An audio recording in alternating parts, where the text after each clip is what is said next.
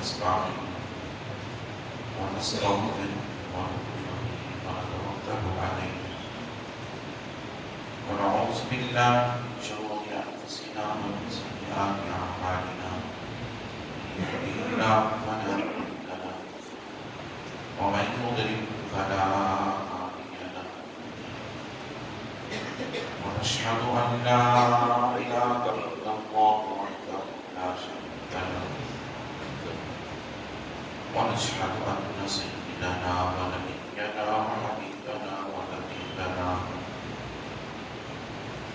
وطبيب قلوبنا وشفيعنا وشفاء صدورنا وأعلانا ومولانا ومولانا وملجانا ومأوانا محمد عبده ورسوله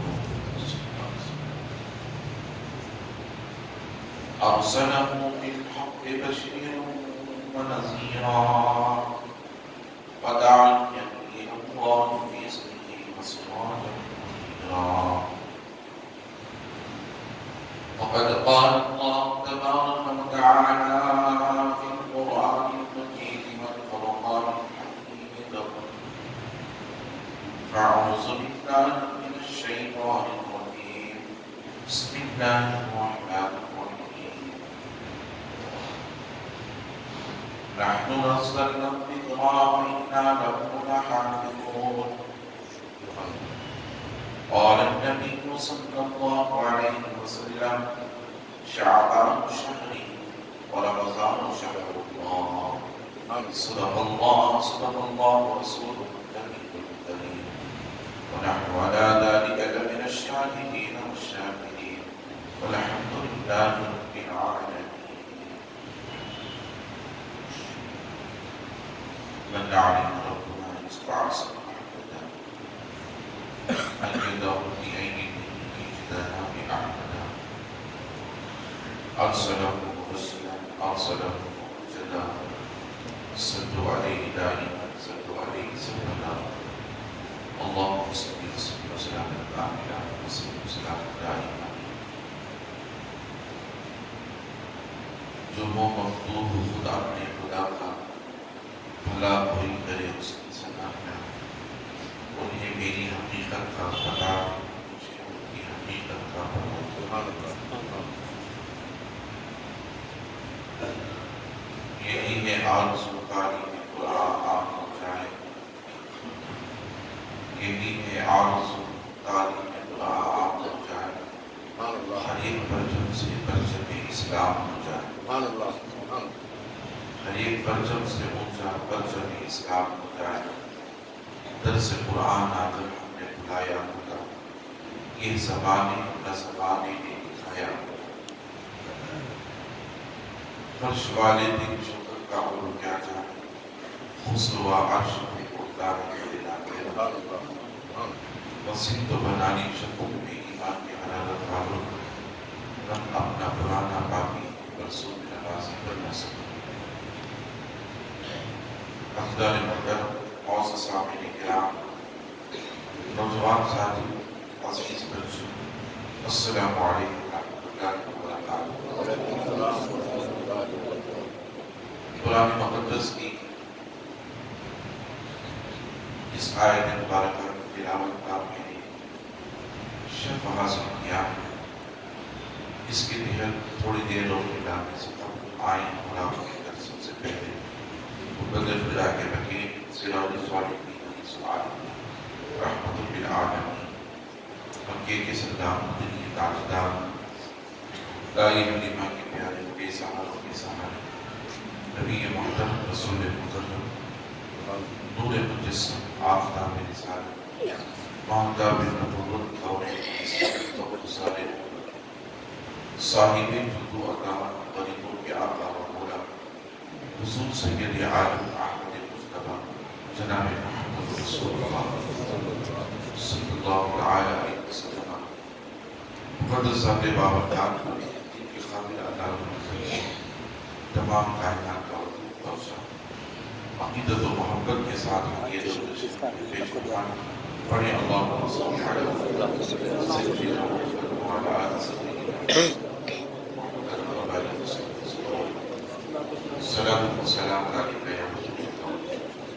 نبی اور آل نبی کی بارگاہ میں ایک مرتبہ محمد العلاء صلی اللہ علیہ وسلم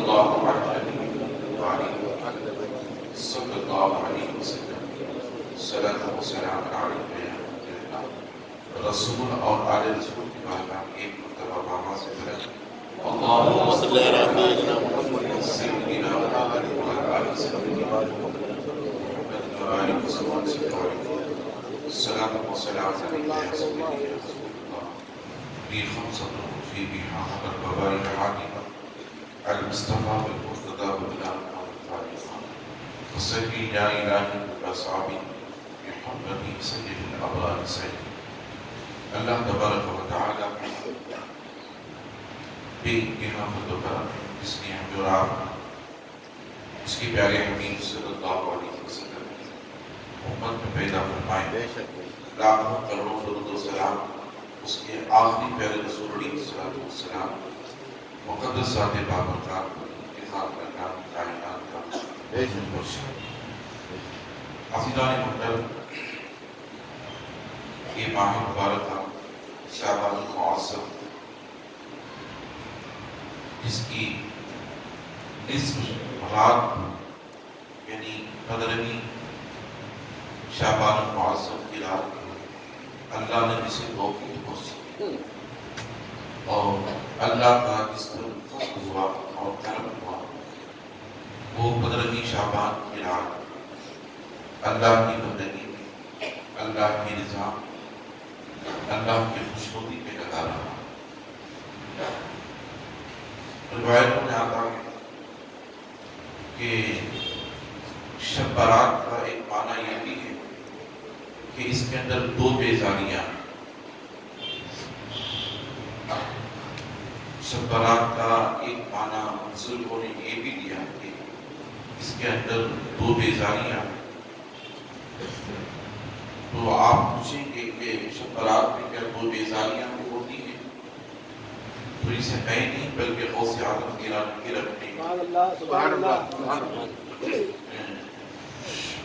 کتاب حریت الطالبین کے اندر تحریر فرماتے ہیں ہاں 2 بیزاریاں ہیں۔ تو لوگوں نے پوچھا حضور وہ 2 بیزاریاں کیا ہیں؟ ایک یہ کہ شب برات میں ایک بندہ وہ بھی ہوتا، کچھ بندے ایسے بھی ہوتے ہیں جو اللہ کی ذات سے بیزار رہتے ہیں، سبحان اللہ، اللہ کی بندگی سے اللہ کی ذات سے وہ بیزار رہتے ہیں۔ ایک کچھ بندے ایسے ہیں تو جو اللہ کی ذات سے بیزار رہتے ہیں، اللہ کی عبادت سے بیزار رہتے ہیں، وہ رات نہیں جاگتے، اس رات کو نہیں پاتے اور اس کی قدر و قیمت کو نہیں جانتے۔ اور دوسرے وہ لوگ ہیں، دوسرے لوگ کون سے ہیں؟ تو غوث اعظم کی نے کہا دوسرے وہ لوگ ہیں جو گمراہی سے آج کی رات اور ذلت سے بیزار رہتے ہیں، گمراہی سے اور ذلت سے بیزار رہتے ہیں۔ گمراہی بھی ایک بہت خراب چیز ہے اور ذلت بھی بڑی بعید ہے اور گمراہی بھی بڑی بعید ہے۔ انسان گمراہ ہوتے ہوتے کافر ہو جاتا ہے،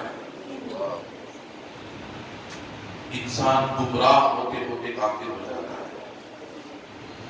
اس لیے گمراہ پر کفر کا فتویٰ نہیں لگتا بلکہ اس پر غلط راستے پر چلنے کا فتویٰ علماء صادق فرماتے ہیں۔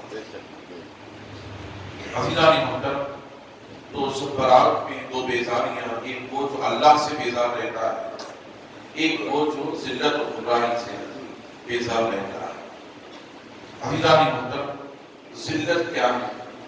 انسان رات کی بندگی بجا لائے پھر مولا سے قبول نہ کرے اور اس کی عبادت کو اس کے منہ پر مار دے اور اسے رب راضی نہ ہو اور اللہ اسے اپنی رضا نہ عطا کرے مقدس راتوں میں بھی، تو اس سے بڑی ذلت اور کیا ہو سکتی ہے؟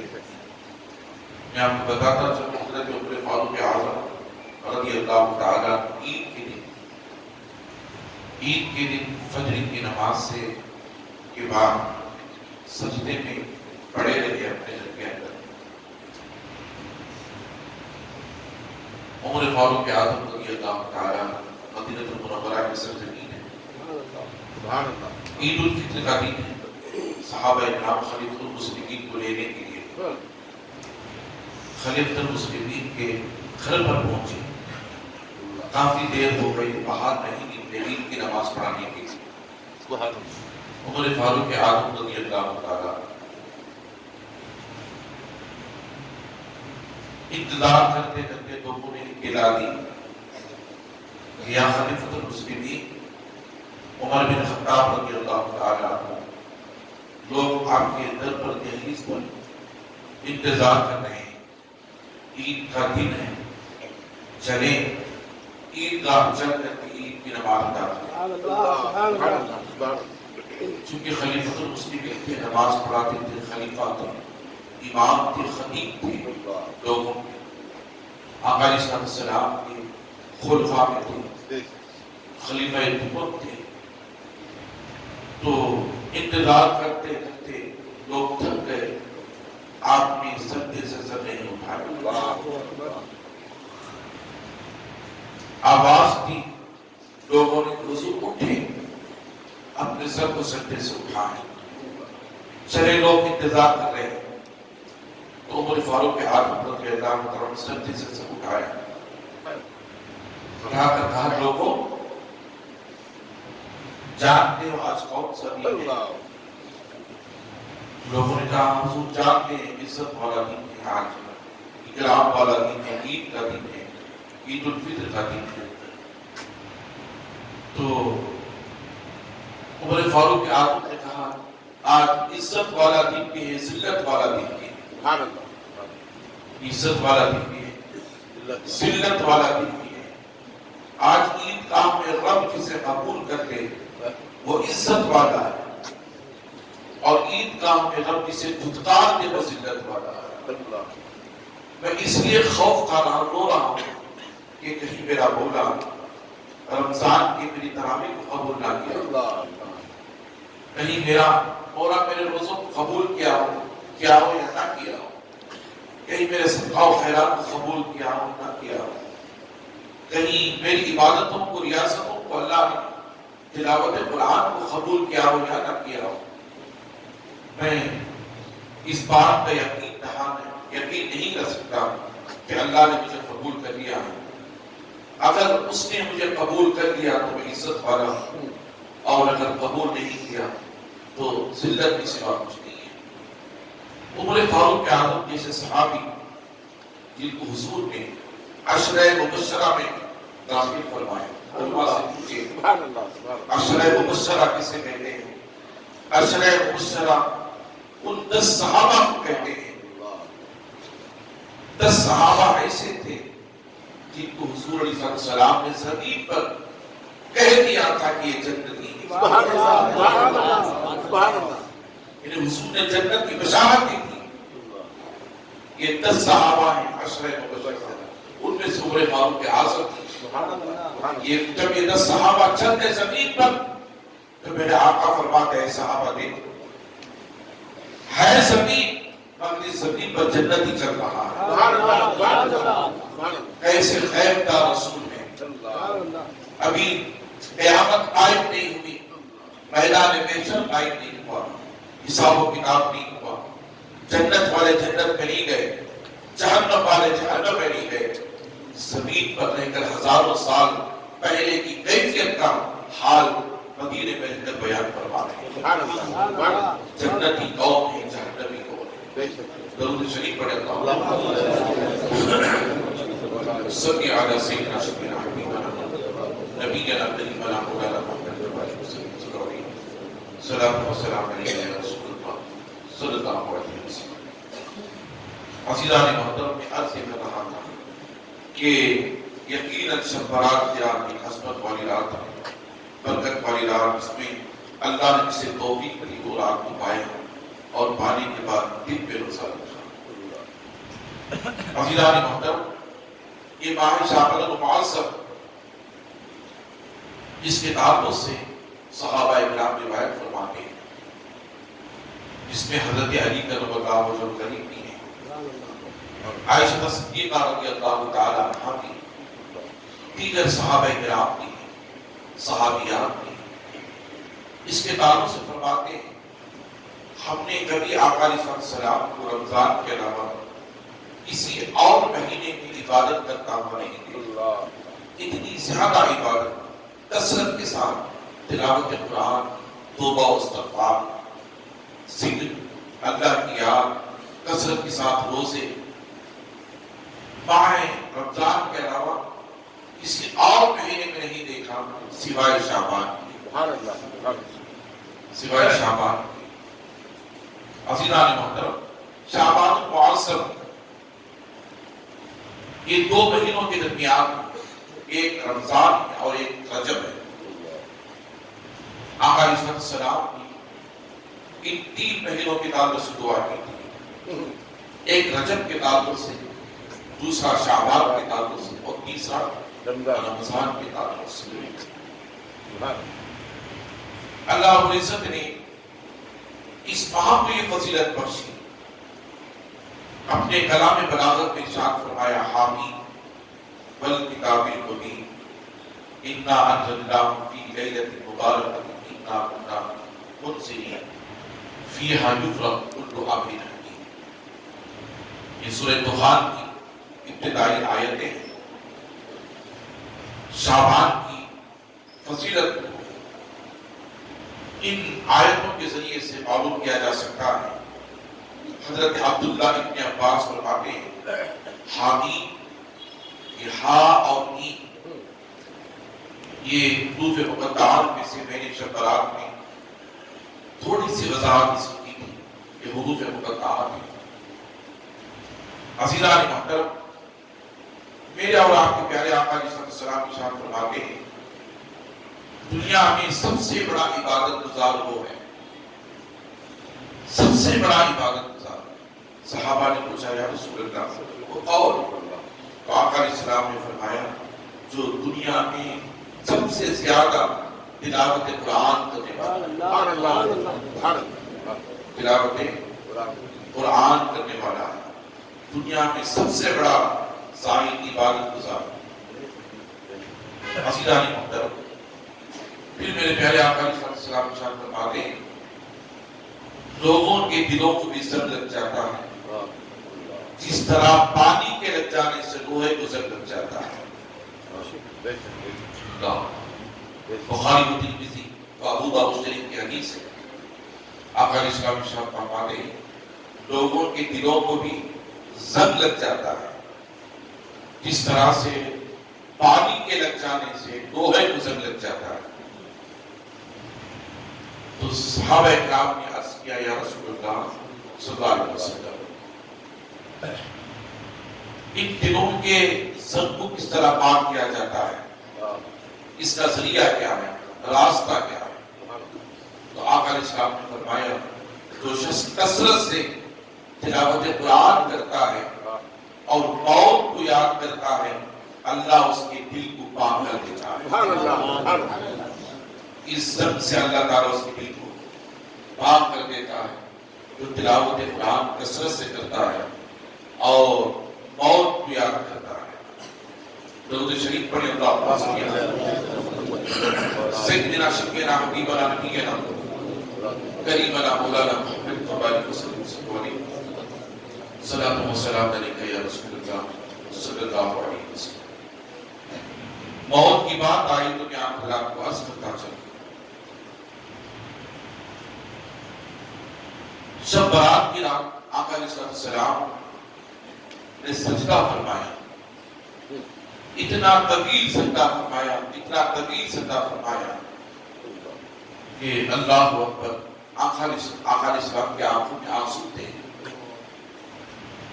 حضرت عائشہ صدیقہ رضی اللہ تعالیٰ عنہا نے فرمایا کہا کہ میں دیکھ رہی تھی کہ آقا علیہ السلام رات میں قیام کیا، شب برات کی رات میں نصف شعبان المعظم کی لائٹ تھی، رات تھی، تو میں نے دیکھا کہ طویل سجدہ فرما رہے ہیں، آنکھوں میں آنسو، سردی سے سر نہیں اڑا رہے، اور ایک موقع ایسا بھی کہا گیا کہ حضور کا جسم اقدس حرکت نہیں کر رہا ہے، حرکت نہیں کر، جنبش نہیں کر رہا ہے.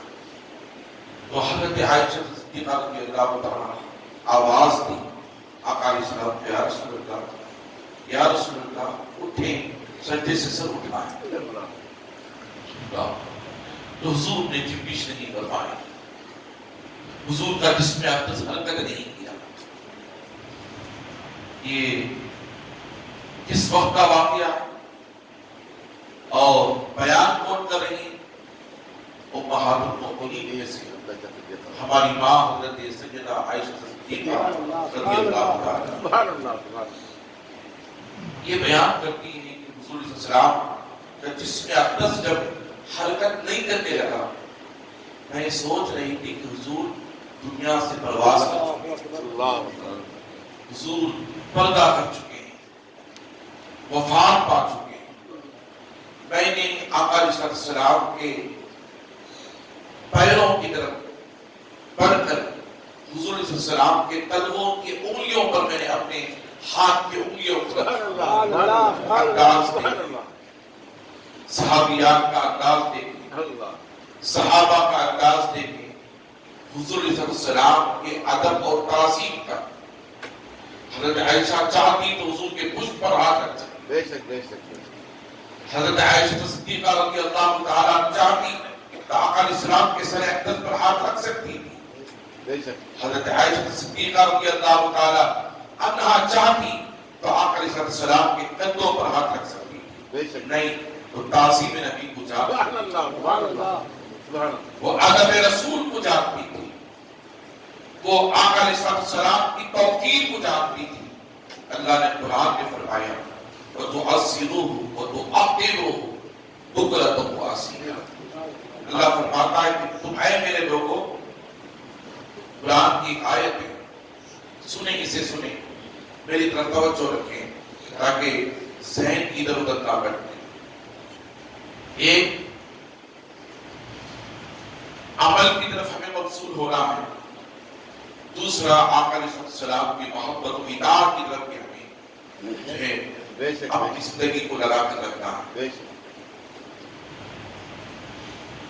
اللہ نے قرآن مجید میں فرمایا یا ایھا الذین آمنوا، اے ایمان والو، اذکروا اللہ، تم اللہ کا ذکر کرو، ذکرن کثیرا، اور کثرت کے ساتھ اللہ کا ذکر کرو، سبحان اللہ.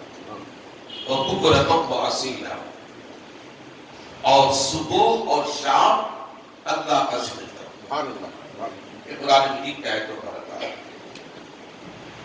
اللہ کا کلام ہے. بے شک. سنیں، اللہ کا کلام وہ کلام ہے، ہاں. اس کلام کے تعلق سے میرے آقا نے فرمایا جو قرآن کو بہترین آواز سے پڑھتا ہے وہ کرامت کاتبین کے ساتھ ہے. سبحان اللہ سبحان اللہ. کہتے سبحان اللہ. جو قرآن کو محبت سے پڑھتا ہے، جو قرآن کو اچھی آواز سے پڑھتا ہے، اچھے انداز سے پڑھتا ہے، وَرَتِّلِ الْقُرْآنَ تَرْتِيلًا، قرآن کو ٹہر ٹہر کر خوب ادائیگی کے ساتھ، تجوید کے ساتھ جو پڑھتا ہے، سبحان اللہ میرے آقا فرماتے ہیں سبحان اللہ. وہ اللہ کے مقرر فرشتے کرامت اور کاتبین کے ساتھ. سبحان اللہ سبحان اللہ. اللہ.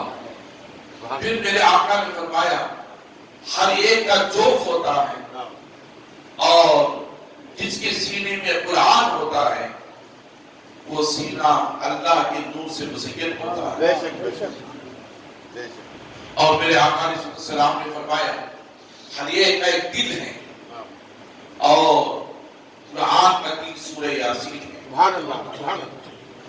جس نے اسے ایک بار پڑھا میرے آقا فرماتے ہیں اللہ اسے 10 قرآن کا ثواب دیتا ہے. سبحان اللہ سبحان اللہ سبحان اللہ. سورہ یاسین کی تلاوت.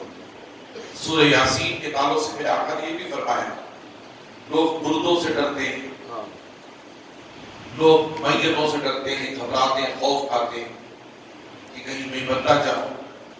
اور حال تو یہ ہو چکا، حد یہ ہو چکی کہ آج میت کی نماز جنازہ پڑھنے کے بعد میت کے پاس تھوڑی دیر کھڑے ہو کر کے اس کی اور امت مسلمہ کی مغفرت کی دعا مانگنے تک لوگ آج گوارا نہیں کرتے. بے شک بے شک. کچھ تو ایسا گئے گزر گئے، اتنا حد تک گر گئے کچھ لوگ کہ آج قبرستان میں دفنانے کے بعد قبر کے پاس کھڑے ہو کر کے دعا تک نہیں کرتے. دعا سے تک لوگ جو ٹکراتے ہیں. مسلمانوں میں کچھ لوگ ایسے بھی ہیں، مگر آؤ میرے آقا سے پوچھو. سبحان اللہ. میرے آقا علیہ السلام نے فرمایا اے لوگوں تم اپنی میتوں سے نہ گھبراؤ، تم اپنے مردوں سے نہ ڈرو. جب میت دنیا سے جاتی ہے تو میرے آقا نے فرمایا اس کا احترام کرو، سبحان اللہ. سبحان اللہ. اس کی عزت کرو، میت کی عزت کرو، بے شک بے شک. اس مردے کی عزت کرو. اور میرے آقا نے فرمایا جب میت کو لے جایا جائے تو تم اس کے ادب کے لیے کھڑے ہو جاؤ، بیٹھو نہیں. اس کی وجہ کیا ہے؟ اس کی وجہ کیا ہے؟ عزیزان محترم سنی. لوگ کہتے مرنے والا مر گیا، جانے والا چلا گیا.